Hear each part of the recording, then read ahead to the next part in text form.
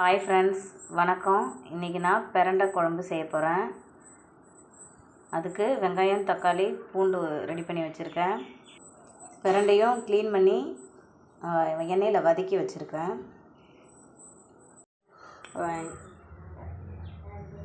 எண்ணெய் காஞ்சதும் வெந்தயம் போட்டுக்கலாம், கொஞ்சம் வடகம் போட்டுக்கலாம்,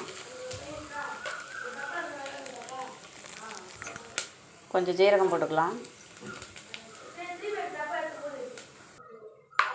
அடுத்ததாக பூண்டு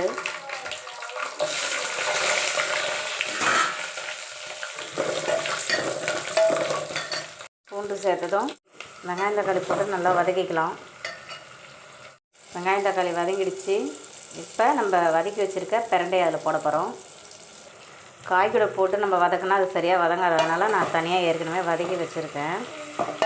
நீங்களும் அது மாதிரி தனியாக வதக்கிட்டு அதுக்கப்புறம் வெங்காயம் தக்காளி வதங்கின பிறகு போட்டு கொஞ்சம் நேரம் வதக்கி விடுங்க. ஏன்னா இது அவ்வளோ சீக்கிரம் வதங்காது இந்த காய். பிரண்டை முட்டி வலிக்கு ரொம்ப நல்லது. இதில் கால்சியம்லாம் இருக்குது. இது ரொம்ப மருத்துவ குணம் மிக்க பிரண்டை. உணவில் இதை நம்ம சேர்த்துக்கணும் அடிக்கடி. நல்லா வதங்கிடுச்சு. இப்போ புளியும் மிளகாத்தூளும் சேர்த்து நான் கரைச்சி வச்சுருக்கேன். அதை நான் ஊற்றுறேன்.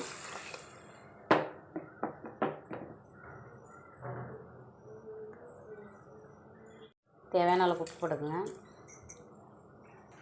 தேவையான அளவுக்கு கருவேப்பிலை போட்டுக்கலாம். இந்த குழம்பு 2 முறையில் செய்யலாம். ஒன்று, இப்போ நான் செஞ்சிட்ருக்க மாதிரி பிரண்டையை நல்லா க்ளீன் பண்ணிவிட்டு அதை வதக்கி எடுத்துக்கிட்டு திரும்ப நம்ம இந்த குழம்பு வச்சுருக்கோம்.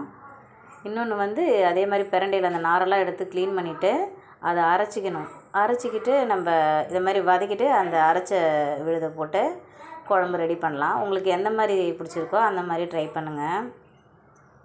குழம்பு கொதிச்சிட்ருக்கு. இந்த பிரண்டை மாசமாக இருக்கவங்களாம் சாப்பிடக்கூடாது. சுகர் பேஷண்ட் டாக்டர்கிட்ட கேட்டுட்டு தான் சாப்பிட்ணும். இந்த பிரண்டையில் விட்டமின் சி, இ, கால்சியம் இருக்குது. அதனால் இது நிறைய நோய்களுக்கு பயனாக இருக்குது. அதனால் இதை எல்லோரும் சாப்பிட்லாம். நான் சொன்ன அந்த 2 பேர் மட்டும் சாப்பிடக்கூடாது. அதே மாதிரி இந்த காயை யாரும் சாப்பிட்றாதீங்க. இந்த குழம்பை மட்டும் போட்டுக்குங்க. இந்த காயை அப்படி சாப்பிடும்போது நாக்கெல்லாம் ஒரு மாதிரி அரிக்கிற மாதிரி இருக்கும். அரைச்சி நம்ம செய்யும்போது அது மாதிரி இருக்காது. இந்த மாதிரி முழுசாக போடும்போது சாப்பிட வேண்டாம். குழம்பு மட்டும் போட்டுக்கினா போதும். துவையலாக கூட இதை ரெடி பண்ணியும் சாப்பிட்லாம். அப்புறம் ஒரு முக்கியமான விஷயம், இந்த காயை வாங்கி க்ளீன் பண்ணும்போது கையில் எண்ணெய் தடவிக்குங்க. இல்லைன்னா கவர் மாதிரி க்ளவுஸ் மாதிரி போட்டுக்கிட்டு க்ளீன் பண்ணுங்கள். இல்லைன்னா கையெல்லாம் அரிக்கும். சில பேருக்கு இது கை கூட வீங்குற மாதிரி கூட இருக்கும். அதனால் கொஞ்சம் சேஃப்டியாக இதை க்ளீன் பண்ணுங்கள். ரொம்ப இது மருத்துவ குணமிக்க காய். அதனால் இதை உணவில் சேர்த்துக்குங்க. ஃப்ரெண்ட்ஸ், குழம்பு ரெடி ஆயிடுச்சு.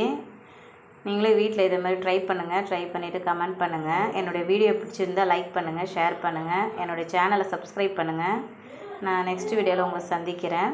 பாய்.